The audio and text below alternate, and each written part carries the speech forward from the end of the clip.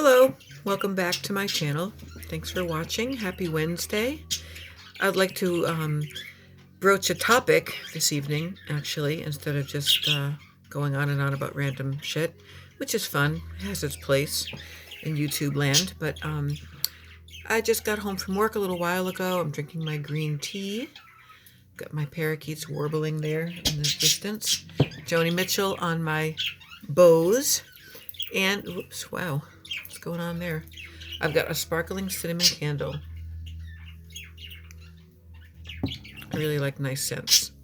So, tonight's topic is weight loss surgery. I had gastric bypass surgery August 23rd, 2001. I have always battled my weight my whole life. Garden variety fat girl turned fat woman, up and down the scale from like 169 to 295, which was my highest weight ever. I remember standing on the scale that morning. I was a mom. I was in my second marriage. The kids were all young. I had 2 stepkids at the time. All the kids were little.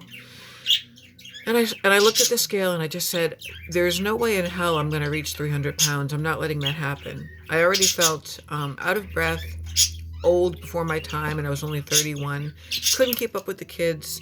My legs hurt, my back hurt, my joints hurt, my hips, my feet especially.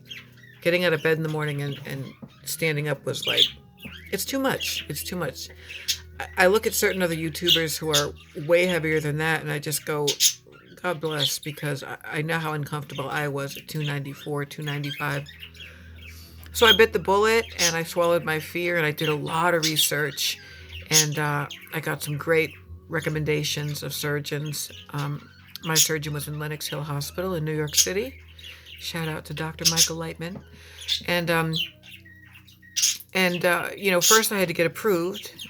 I had to get approved from my insurance, which I had, pretty decent insurance at the time. And I was considered, I had enough like comorbidities to where I'd made a good candidate, and I was the right age, and my body was still healthy enough to withstand the rigors of the surgery. I did have to see a psychologist. I had to see a nutritionist, get a very full, thorough physical, get all my labs done. And then I went ahead and did it, and it was difficult. It hurt. It hurt a lot.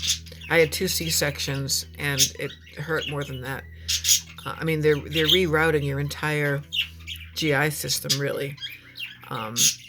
And I was full of mixed feelings when I came out of the anesthesia, and I realized what I had done. My hospital room TV was set for like food shows and cooking channels, and I was thinking, like, is this some cruel joke? I don't understand.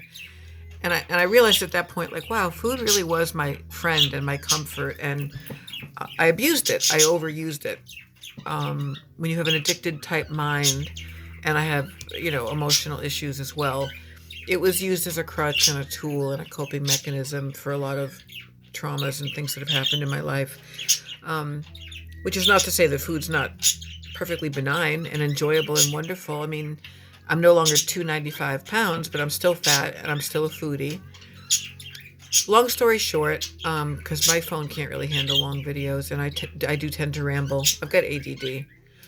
And I say too much. Oh God, I hate that. Good thing this isn't like a drinking game. Take a shot every time I say so, or you guys. Or talk about the laundry pile behind me. Oh, no, I moved it. It's fine. Wouldn't be a YouTube video without talking about lighting, laundry, or like how my face looks. I lost 89 pounds after the surgery. I lost like a pound a day. In the beginning, eating was really difficult. You have to retrain yourself completely. You have to look at food as sustenance. And you got to get like super intelligent about nutrition and protein and the foods you can and can't eat.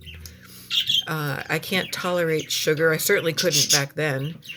And but the thing is, when I got down to like 202, the weight loss just stopped. It really just stopped. And I also was having a hard time with body image issues and self-image, and what it meant to like feel more attractive or look more attractive to society, and getting a different sort of attention, and it kind of messed with my head. And I also concurrently got some other physical diagnoses at that time, which led to a very large weight gain over the next several years. And it almost made getting the surgery not worth it, because I went from like 206 in a short span of a couple of years, like way back up to 270. And I was like, I'm in trouble again, you know. So I started doing keto and Weight Watchers, and I was working out and this and that. And lost some, gained some, lost some, gained some. It's like the story of my life. Right now I'm holding steady. I'm not super comfortable like saying what I weigh, but well, let's just put it this way. I would like to lose about 60 pounds to feel like I would feel really good and look good, and my clothes. I look really good at like a size 16, but my top size was like 26, 24, 26. I was working at Lane Bryant at the time, and I got a good discount, but I didn't like wearing their biggest size jeans. You know, at one point I was wearing like a 26 jeans, which really doesn't look cute. I don't care how many like perfectly placed rips are in it, or appliqued flowers. I don't look great, you know, if I'm over a size 18 or so. Right now I'm like an 18, 20. Anyway, so that's my story time. I know it's not TMI because I really didn't even get into too much detail, but I felt like actually having a topic, and it seems like weight issues are huge, no pun intended, on YouTube. Maybe if I get more comfortable at some point in the future. Right now I'm a total amateur. I'll get into more of my opinions about like all the latest controversy surrounding certain YouTubers that are on weight loss journeys, weight gain journeys, and the controversy about all the different diets and plans. And, you know, to me, it's like when you know you have a problem, you have to reach out for help. That's also how I got sober. When you know you're an addict, it's no joke. You know, seeing somebody in the throes of food addiction, in active addiction, and in total denial is painful for the viewer and for the person. And I do have empathy and a certain amount of sympathy, but not really pity, because I feel like let's say with Amberlyn Reed, I feel like deep inside she knows what she has to do, and she knows she needs help. She's just not ready to admit it yet, and she's not ready to give up her crutch. But I hope she gives it up before something terrible happens. The human body's not meant to handle almost 600 pounds. How did I get onto that? I didn't feel like name dropping, but I did, because she's been on my mind and heart lately, and it's very difficult for me to watch her videos. I don't wish death on anyone. I wish the best for her, actually. I would be so excited if she started losing weight and she'd realize that she'd blow up on YouTube. She'd become like an absolute sensation of success. And it can happen. It's super hard work. I mean, it's hard work losing 10 pounds, let alone, 300 or whatever. Like I said, I'm trying to lose about 50 or 60, maybe more. I don't know if it'll ever even happen, but I try to eat really mindfully each day. But I still love food. I love to cook. I love to shop. I love to think what I'm going to eat at a restaurant. I love to plan out my meals. But I get a big kick out of eating healthfully, while still enjoying it and making it really tasty. I'm a huge fan of cooking at home.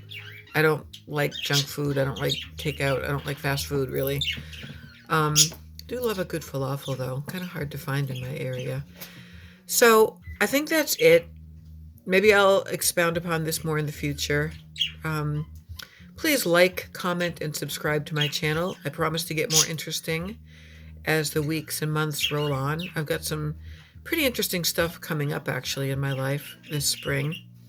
And even next week, but I'll save that for another video. Have a great night. Thank you for watching. Peace.